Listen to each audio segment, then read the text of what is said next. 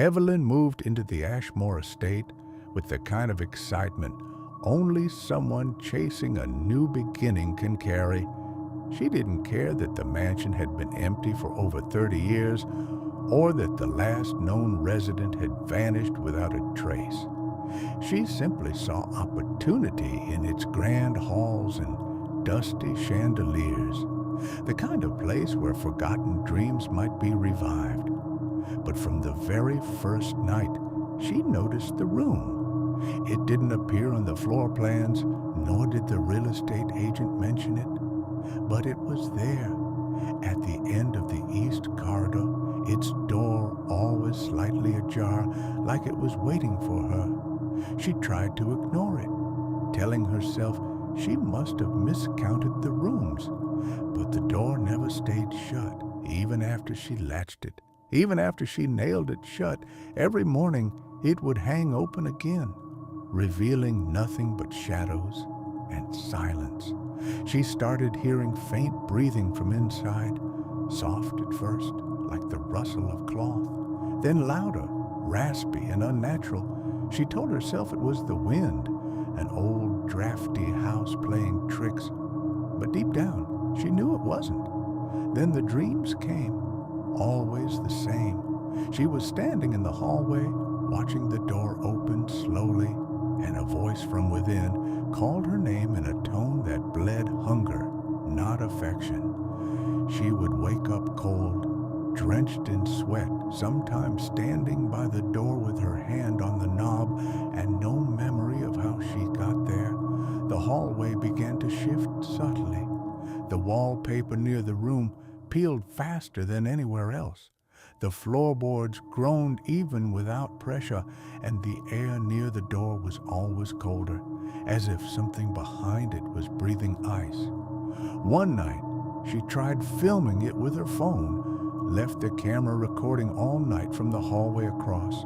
The footage showed nothing unusual until 3:03 a.m., when the door opened and something peeked out. Not fully, just a sliver of pale face and black eyes wide with glee. It looked directly into the lens and whispered a single word. Soon after that, the house felt different, not just eerie, but angry. The lights flickered every evening at the same time. Objects moved slightly when she looked away, and her voice echoed wrong in certain corners of the house. Evelyn tried to leave, packed a bag, started her car, but it wouldn't start.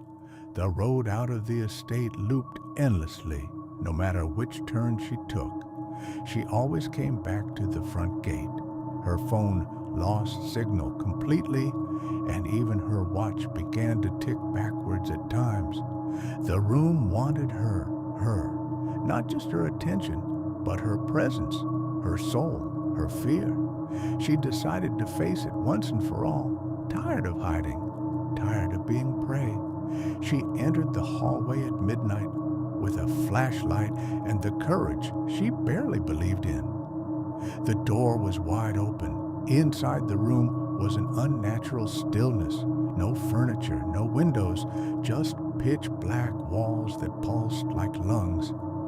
The moment she stepped in, the door slammed shut behind her, and the flashlight died, leaving her in utter darkness, but not silence.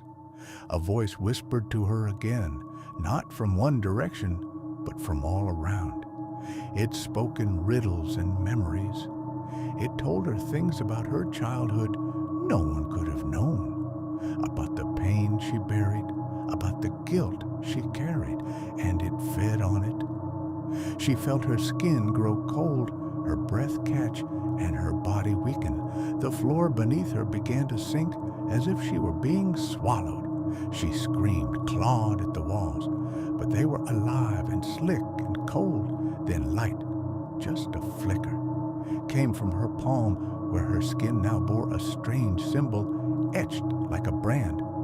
The room hissed in pain, and for a second she saw its true form. Not a room at all, but a living entity, ancient and starving, wearing the house like a skin. She ran, pushed through the knot door, down the writhing hallway that stretched far longer than before, and finally burst into the daylight, the house behind her seemingly intact, as if nothing had happened, but the symbol remained, and so did the whispers.